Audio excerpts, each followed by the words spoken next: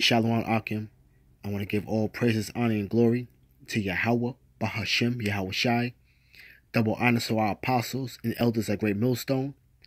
And peace and blessings to the Akim that's doing his work in sincerity and truth. And this is another edition of the Christian drunkenness, that's going on amongst our people. Okay.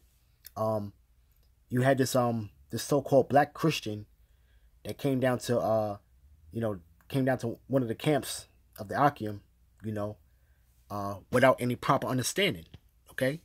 The Christian doctrine of the Christianity doctrine, I should say, is so far removed from reality.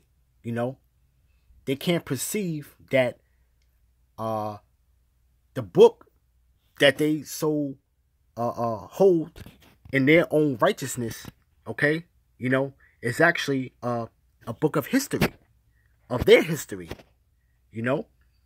and a lot of the truth that's being told or being told by the men that's out there in the highways and byways, they reject it, okay? They reject their heritage. They reject their true power, in all essence.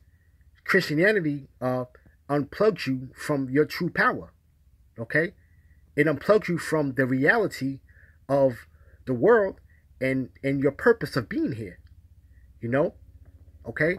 So this particular video that was here, I'm not gonna play it, but I just want to show this clown that was on here. His stumbling block was Deuteronomy 28:68, and you had a lot of the Akim that's in the truth right now that woke up off this scripture. Okay, this particular scripture right here, a lot of the Akim that's in the camps that you see today, of the hopeful elect, woke up off the scripture, but him being so deep into Christianity and being so emotional, this scripture was actually a stumbling block unto him, and I want to pull some scriptures. All right, this is Romans chapter 11 verse 2. Yahweh hath not cast away his people which ye foreknew. Wot ye not what the scripture saith of Elias, which is Elijah, how he maketh intercession to Yahweh against Israel, saying, Lord, they have killed thy prophets and digged down thy altars, and I am left alone, and they seek my life. And that's the thing with a lot of these so-called Christians right here, man. Like if it was expedient for him to do it unto this day, he would try to put us to death, man. So it says that he said that, Lord, they have killed thy prophets and digged down thy altars, man. And basically what it's saying in essence is that he's come up against the building of the tabernacle of David, man, the house of David, man. He's coming up against the building of that, man, which is done through the spirit and power of Yahweh Bashim Yahweh Shai, from the apostles and elders on down of Great Millstone, and they come up to these camps and try to disrupt this word, man, and the scripture says, to get back to it, they have killed thy prophets and digged down thy altars, and I am left alone, and they seek my life. Right? But what saith the answer of Yahweh unto him? I have reserved myself 7,000 men who have not bowed the knee to the image of Baal. And that's what you see out there. Is what you see is the elect. That have not bowed down to the image of Baal, man, which is that Serapis Christi's, that Caesar Borgia image, which this individual obviously did, but that 7,000 represents that perfect number, of Yahweh Bashim Yahweh Shai, that have not bowed down to it, that's out there diligently doing this work, man, and building the house of David, right? Read it on. right? Even so, at this present time also, there is a remnant according to election of grace, you know, and that's the elect that was chosen from the foundation of this world, you know, right? Verse 6, and if by grace, then it is no more of works, otherwise grace is no more grace. But if it be of works, then it is no more grace, otherwise work is no more work. But even though it is election of grace, though, you through faith continue to go out and do the work, man. You see, right? Let me get a precept real quick. This is Acts chapter 15.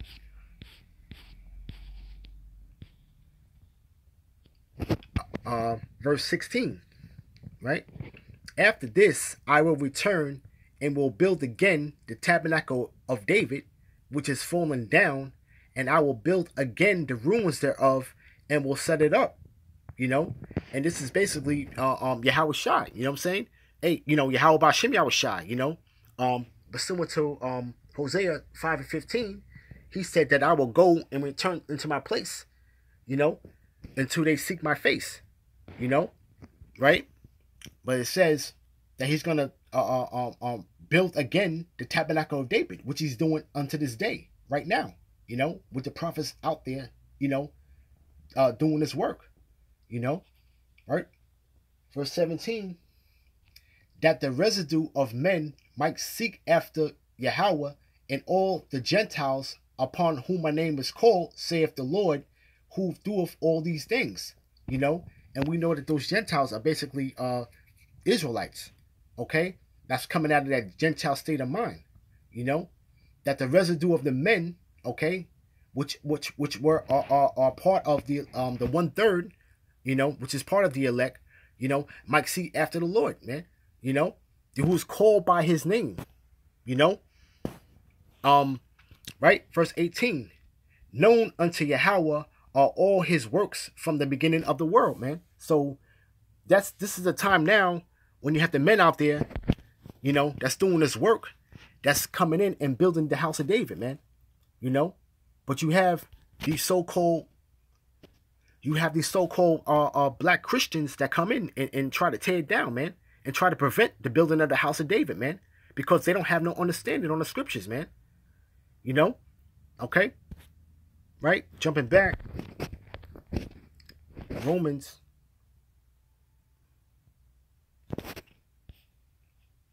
Right? It says, verse 7, what then? Israel have not obtained that which he seeketh for, but the election have attained it, and the rest were blinded. You know? And that's the point right there. You know? The rest were blinded. You know? He hasn't attained what he was seeking for, man, which is the truth, man. You know? And I want to get into this word,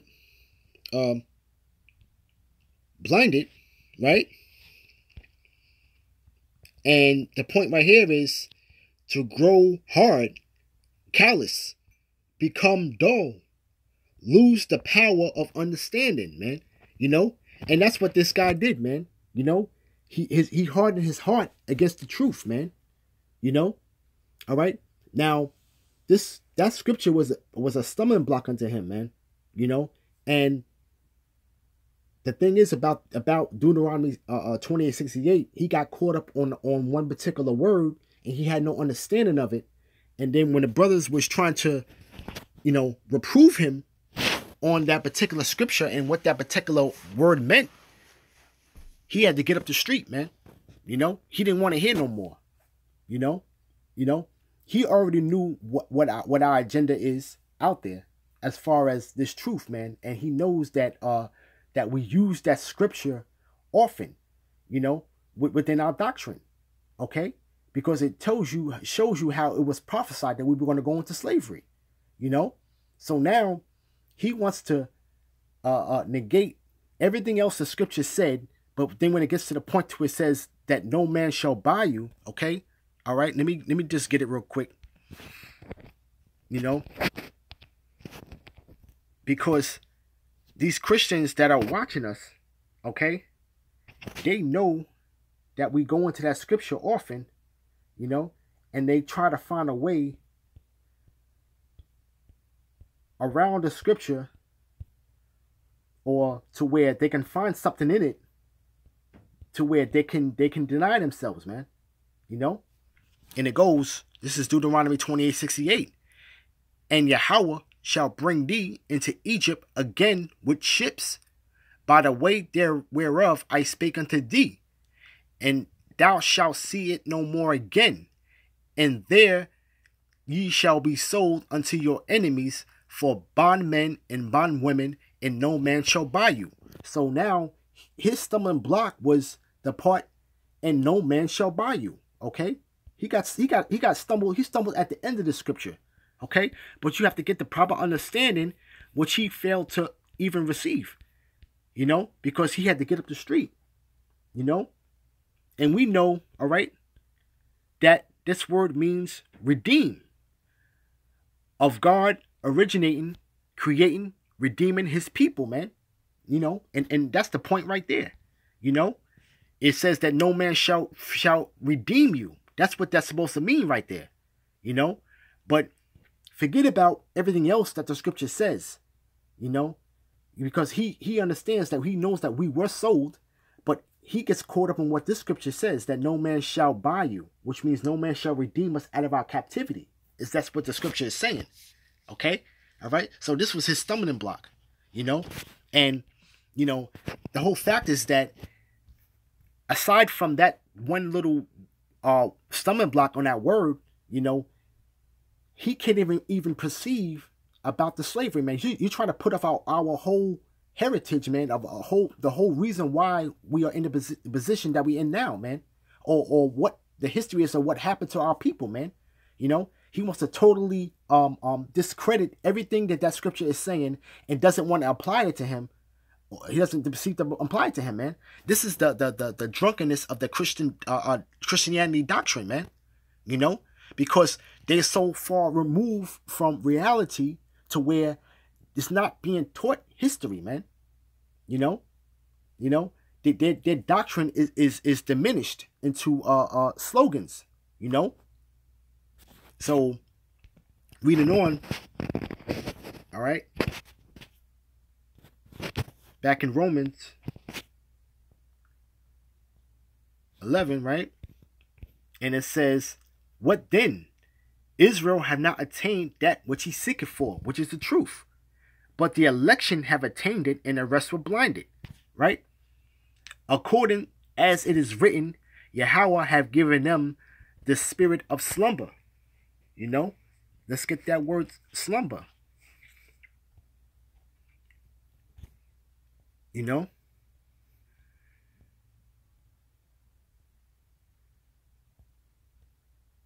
Right?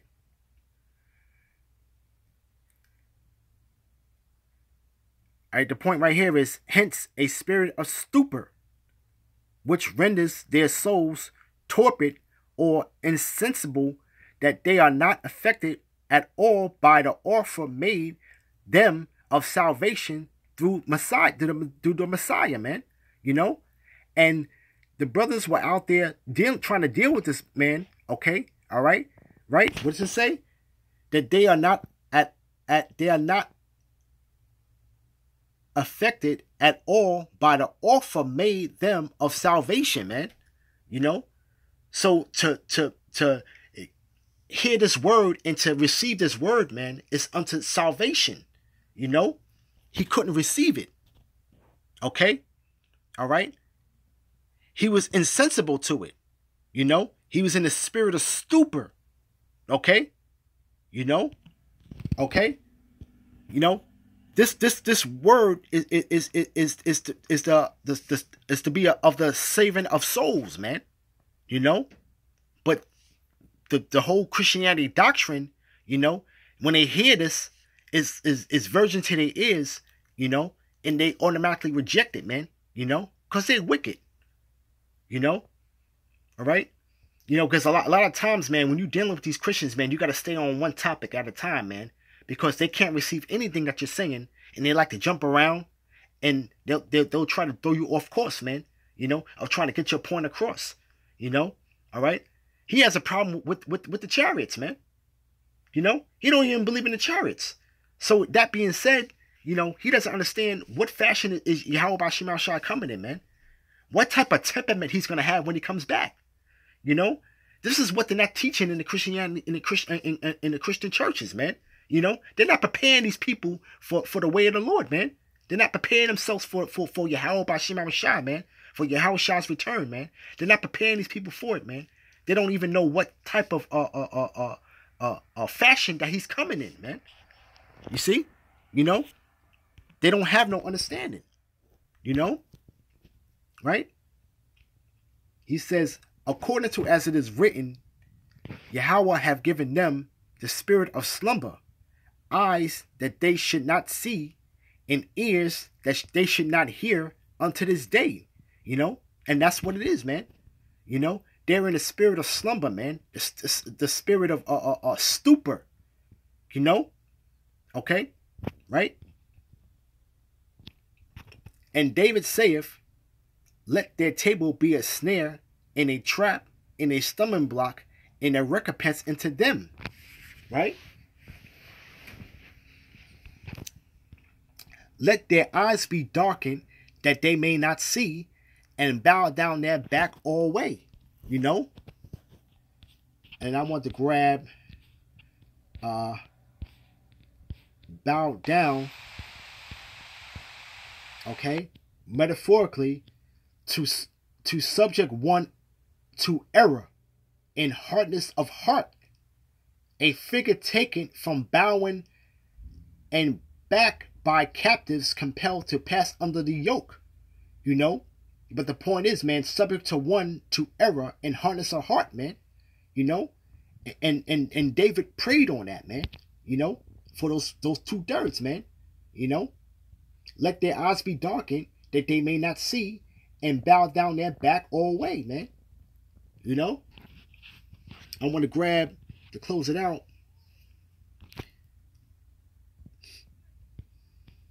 let's get let's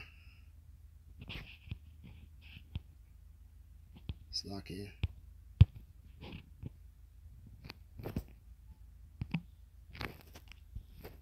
Let's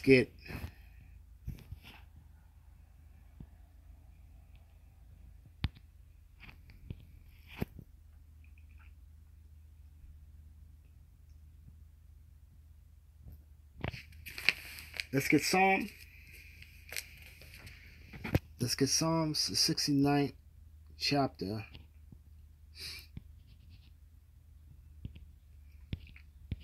Okay, Psalm 69 and 22. Right? Let their table become a snare before them, that they which should have been for their welfare, let it become a trap. And them brothers out there trying to give this black Christian the word, which would be for his welfare, man. Let it become a trap. Right? Right? Let their table become a snare before them, and that which should have been for their welfare, let it become a trap. Let their eyes be darkened, that they see not, and make their loins continually to shake. But basically that's the point right there, man. This word, which is the good news, which is the gospel, okay? All right? It should have been for his welfare, man. But it's a trap unto these people, man. Okay? Because he has no understanding, he doesn't even believe in the name. Okay? Here it is. He understands that the letter J didn't come into play until the mid 1600s, but he still feels like there's power in that name, man. Jesus, that he calls upon, man.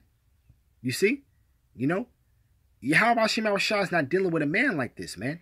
Nor the type of madness that they're coming with, man. And And there's plenty of them that are out there like that, man.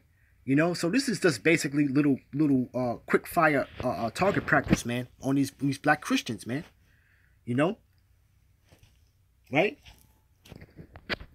Let me close it out with